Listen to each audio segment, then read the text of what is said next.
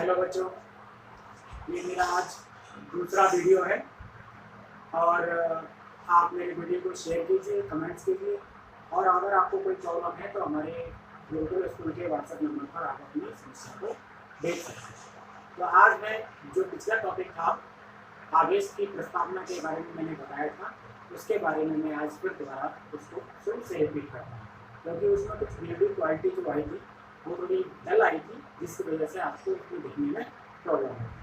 तो आज उसको थोड़ा सा और मॉडिफाई करते हैं और नए सिरे से फिर आज से हम अपना लेक्चर शुरू करते हैं। तो पहली आपकी जो यूनिट है उस यूनिट का नाम है यूनिट फर्स्ट और इस यूनिट का नाम है स्थिर वैद्युत की।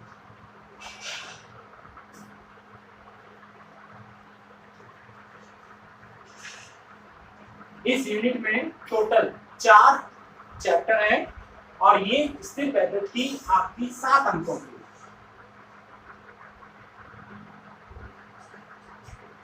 चार चैप्टरों में से जो फर्स्ट चैप्टर है वो है आपका विद्युत क्षेत्र।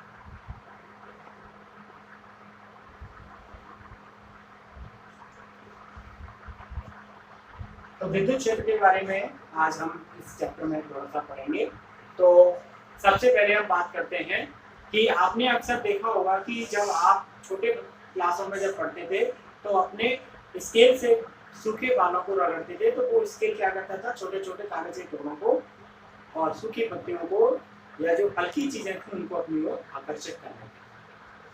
तो ये जो स्केल है वह स्केल किस तरह से अपने पास हल्के कागज के कणों को या फिर टुकड़ों को कैसे आकर्षित कर लेता था, इस बारे में आज हम चर्चा करेंगे। तो लगभग 600 ईसा पूर्व ग्रीस देश का एक राज्य है जिसमें एक वैज्ञानिक मेटेलस,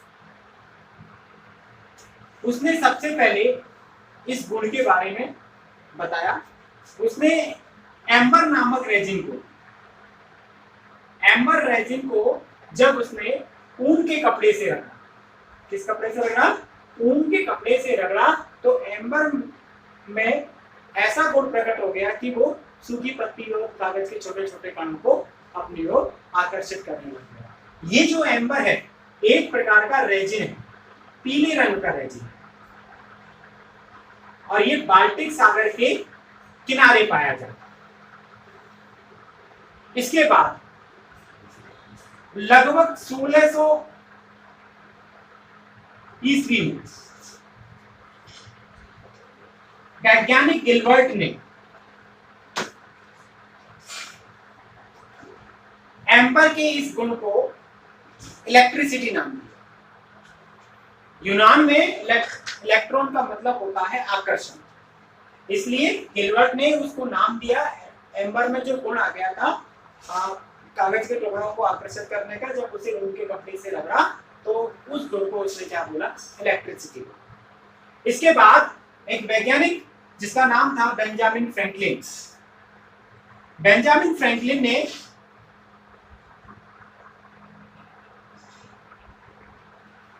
(1750) में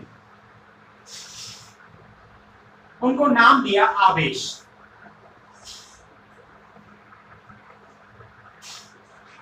अब सबसे पहले हम बात करेंगे कि आवेश कितने प्रकार के होते हैं। तो आवेश के प्रकार को समझने के लिए हम एक प्रयोग करते हैं और उस प्रयोग के आधार पर हम ये डिस्कस करेंगे कि आवेश एक्चुअल में 2 प्रकार के होते हैं। एक कांच की छड़ लेते हैं और उस कांच की छड़ को रेशम के कपड़े से रगड़ करके एक धागे की सहायता से स्वतंत्रता पूर्वक लटका देते हैं। तो ये धागा हो गया और ये आपकी एक कांच की छड़ हो गई, और इस कांच की छड़ को आपने किससे रगड़ा है, रेशम के कपड़े से रगड़ा। और इस कांच की छड़ के पास में एक दूसरी कांच की छड़ जिसे भी रेशम के कपड़े से रगड़ा है, इस लटकी हुई छड़ के समीप लेकर के जाती है। ये भी आपकी कैसी छड़ है, जिसको हमने रेशम के कपड़े से रगड़ा है। जैसे ही मैं इस दूसरी वाली छड़ को लटकी हुई वाली छड़ के समीप लेकर के जाता हूं तो ये लटकी हुई वाली छड़ इससे दूर हट जाती है। मतलब इन दोनों के बीच में कैसा होता है, प्रतिकर्षण होता है। अब अगली बार क्या करते हैं, हम एबोनाइट की छड़ लेते हैं और उसे बिल्ली की खाल से रगड़ते हैं, और एबोनाइट की छड़ को भी जिस प्रकार से कांच की छड़ को स्वतंत्रता पूर्वक लटकाया था उसी प्रकार से इसको भी हम स्वतंत्रता पूर्वक लटका, और एक दूसरी एबोनाइट की छड़ को हम पुनः बिल्ली की खाल से रगड़ करके इस लटकी हुई छड़ के समीप लेकर के जाते। तो हम वही देखते हैं जो पहले देखा था कि जिस प्रकार से कांच की छड़ दूर हट गई थी उसी प्रकार एबोनाइट की छड़ भी इससे दूर हट जाती है। इसका मतलब है कि इन दोनों छड़ों के बीच में, एबोनाइट की छड़ों के बीच में क्या हो रहा है, प्रतिकर्षण हो रहा है।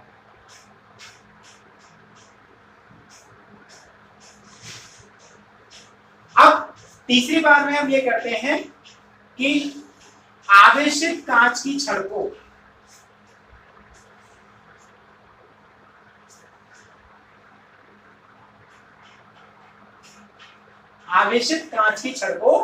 हम आवेशित एबोनाइट की छड़ के पास में लेकर के जाए। ये आपकी एबोनाइट की छड़ हो गई, इसको हम कांच की छड़ के पास में लेकर के जाए तो हम देखते हैं कि एबोनाइट की छड़ और कांच की छड़ के बीच में आकर्षण होता है। मतलब ये कांच की छड़ इस एबोनाइट की छड़ के समीप आ जाती है। तो इस प्रयोग से हमें ये पता चलता है कि एबोनाइट की छड़ और कांच की छड़ पर जो आवेश था वो अलग अलग प्रकार का। इस प्रकार आवेश दो प्रकार के होते हैं। कांच की छड़ पर एक आवेश आया था उसे बोला गया धनावेश, और एबोनाइट की छड़ पर जो आवेश आया था उसे बोला गया ऋणावेश। तो ये आपकी कांच की छड़ कैसी बनी, आपकी धनावेश।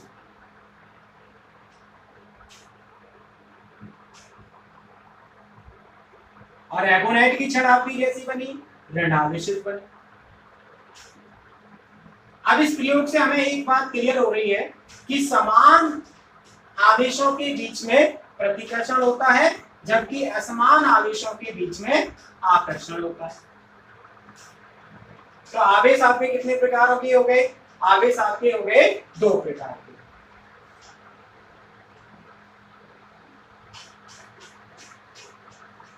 एक हो गया आपका धनावेश और दूसरा हो गया आपका ऋणावेश। क्लियर? इस प्रयोग के बाद में कोई वस्तु आकर्षित होती है या फिर कोई भी वस्तु आवेशित होती है, उसके पीछे जो कारण है वह है कि कोई भी पदार्थ है वो छोटे छोटे परमाणुओं से मिलकर बना होता है। परमाणु के नाभिक में दो मूलभूत कण होते हैं जिन्हें हम बोलते हैं प्रोटॉन और न्यूट्रॉन। प्रोटॉन धनावेशित कण होता है जबकि न्यूट्रॉन अनावेशित कण होता है। और नाभिक के चारों ओर विभिन्न कक्षाओं में इलेक्ट्रॉन चक्कर लगाते हैं। जैसे ये नाभिक हो गया और विभिन्न कक्षाओं में इलेक्ट्रॉन क्या कर रहे हैं, चक्कर लगा रहे हैं। ये इलेक्ट्रॉन हो गए।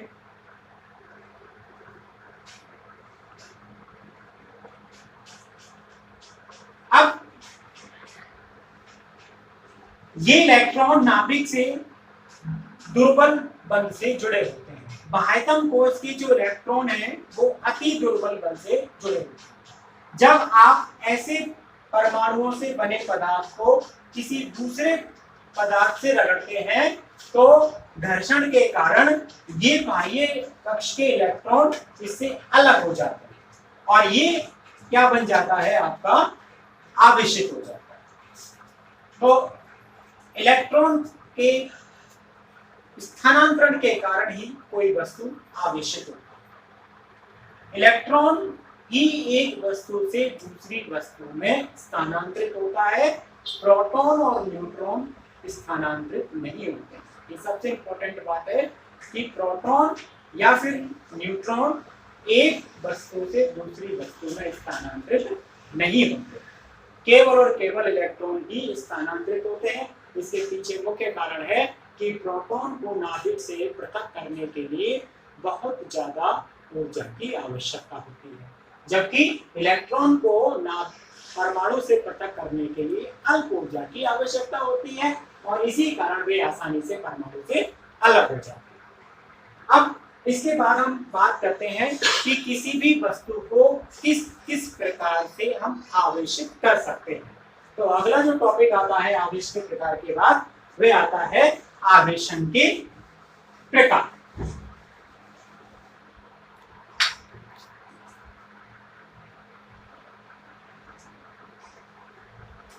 आवेशन के प्रकार। तो आपके सिलेबस में 3 प्रकार की विधियां दे रखी हैं जिससे हम किसी भी अनावेशित वस्तु को आवेशित कर सकते हैं।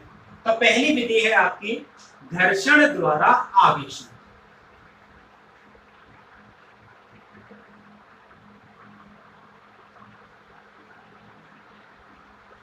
अभी मैंने आपको एग्जांपल बताया कि जब कांच की छड़ को रेशम के कपड़े से रगड़ते हैं तो कांच की छड़ कैसी हो जाती है, धनावेशित हो जाती है।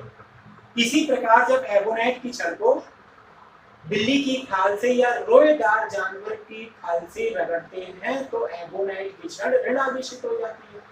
इसी प्रकार प्लास्टिक को या रबड़ को जब आप ऊन से रगड़ते हो या एम्बर को ऊन से रगड़ते हैं तो वह क्या हो जाती है, आपकी ऋणावेशित हो जाती है। तो मैं यहाँ पर आपको एक टेबल बना रहा हूं जिसमें एक तरफ धनावेशित पदार्थ होंगे और दूसरे तरफ आपके दूसरे कॉलम में ऋणावेशित होंगे।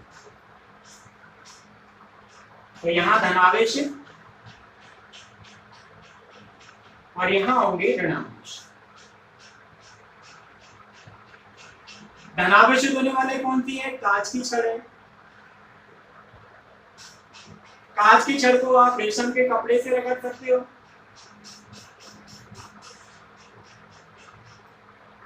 प्लास्टिक से रगड़ सकते हो।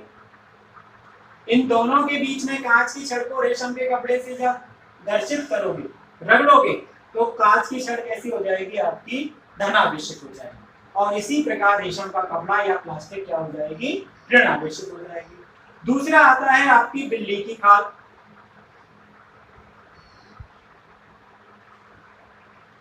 बिल्ली की खाल को आप एबोनाइट से रगड़ सकते हो, रबड़ से रगड़ सकते हो या फिर प्लास्टिक से रगड़ सकते हो।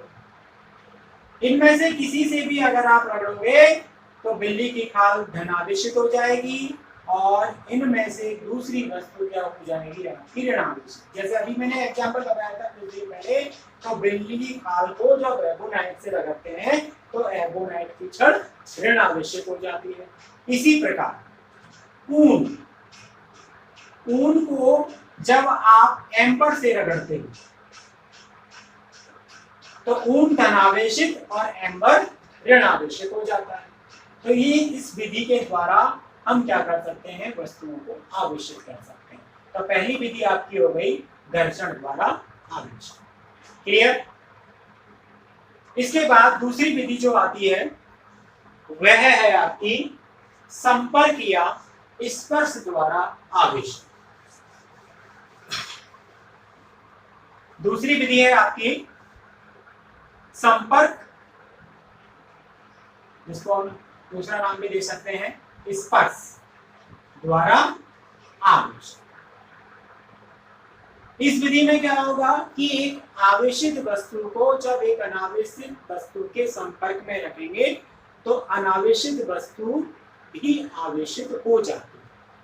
कैसे होगी, इसके लिए हम क्या करते हैं, एक चालक गोला लेते हैं और वो चालक गोला मान लेते हैं धनावेशित है। चालक गोला कैसा होता है, माना कि ये कैसा चालक गोला है आपका, धनावेशित। और इस चालक गोले को एक कुचालक स्टैंड पर रख देते हैं। ये आपका चालक गोला, ये कुचालक स्टैंड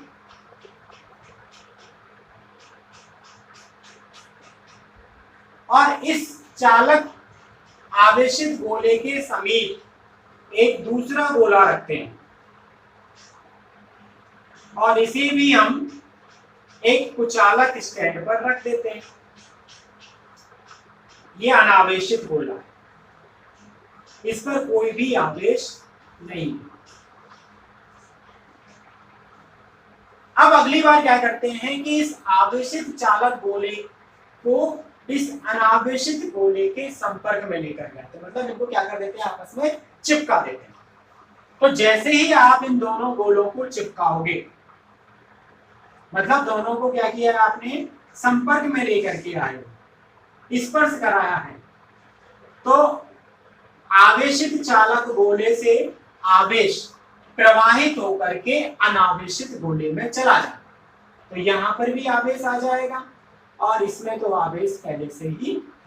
इन दोनों में आवेश का स्थानांतरण तब तक होता रहेगा जब तक कि दोनों गोलों पर समान आवेश न आ जाए। आवेश का प्रवाह आवेशित गोले से अनावेशित गोले तक तब तक होता रहेगा जब तक कि दोनों गोलों पर समान आवेश न आ जाए। अब अगली बार क्या करते हैं, हम इन दोनों गोलों को क्या कर लेते हैं, पृथक पृथक कर लेते हैं। तो जैसे ही आप पृथक करोगे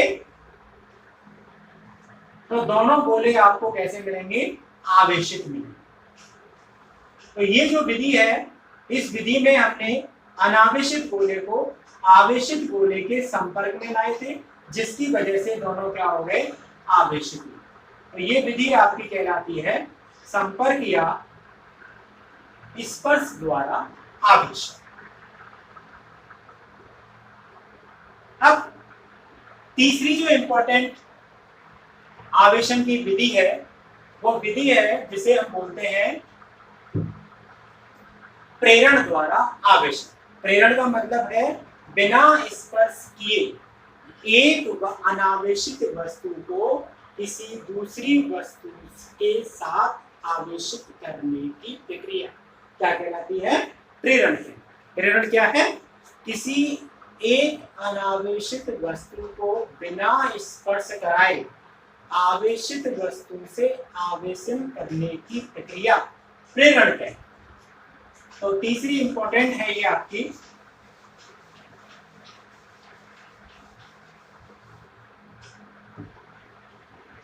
प्रेरण द्वारा आवेश। प्रेरण द्वारा आवेशन वह प्रक्रिया जिसमें किसी अनावेशित वस्तु को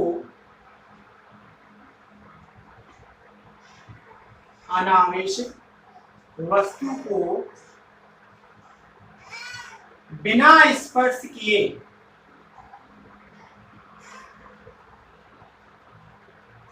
आवेशित किया जाता है।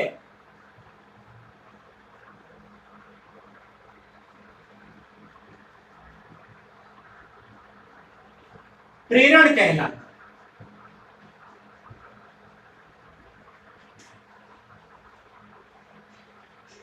अब प्रेरण की प्रक्रिया को, प्रेरण द्वारा आवेशन को समझने के लिए एक प्रयोग करते हैं जिसमें स्टेप बाय स्टेप हम इस प्रेरण द्वारा आवेशन को समझें। तो सबसे पहले हम क्या करते हैं कि एक अनावेशित चालक गोला लेते हैं और इस अनावेशित चालक गोले को हम एक कुचालक स्टैंड पर रख देते हैं। ये आपका अनावेशित गोला हो, चालक गोला।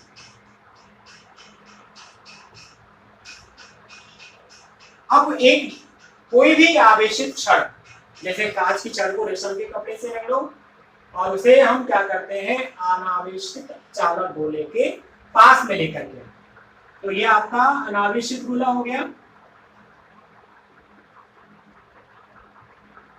और इसके समीप हम क्या लेकर के आ रहे हैं, एक धनावेशित छड़ लेकर के आ रहे हैं। ये आपकी धनावेशित छड़ हो गई।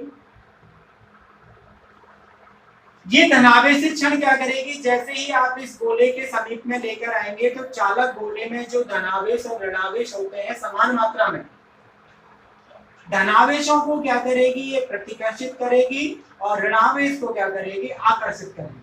तो इस अनावेशित चालक गोले के ऋणावेश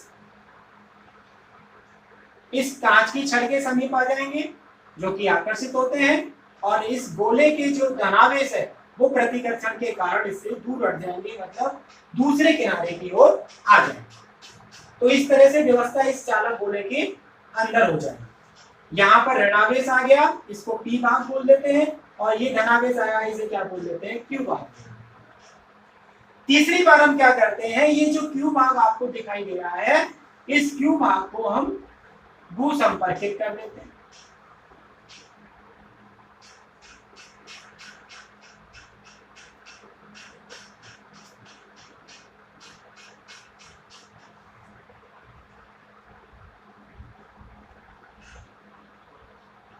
जैसे ही आप इसको भूसंपर्कित करते हैं तो पृथ्वी में ये धनावेश चला जाता है,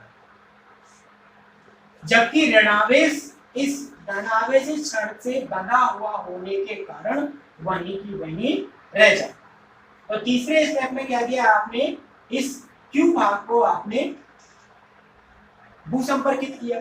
भूसंपर्कित करने से क्या हुआ कि ये धनावेश कहां चला गया, पृथ्वी में चला गया।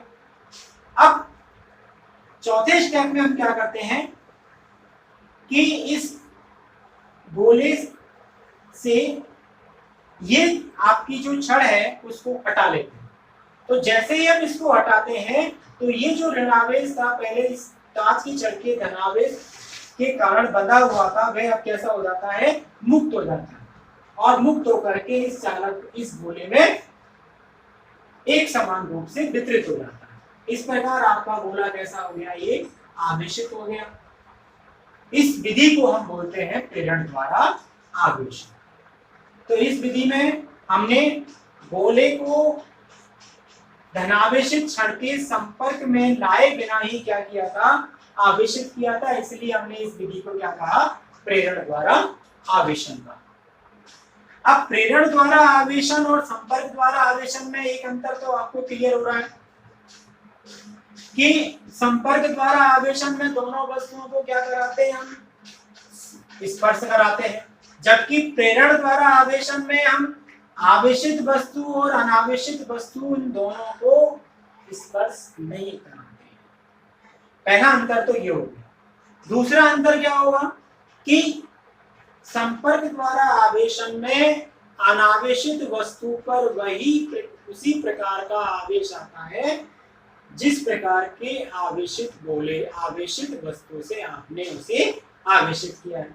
अगर हम संपर्क द्वारा आवेशन में अगर धनावेशित गोले को अनावेशित गोले के संपर्क में लाएंगे तो अनावेशित गोला भी धनावेशित हो जाएगा, लेकिन प्रेरण द्वारा आवेशन में अनावेशित वस्तु पर सदैव विपरीत प्रकृति का आवेश आता है।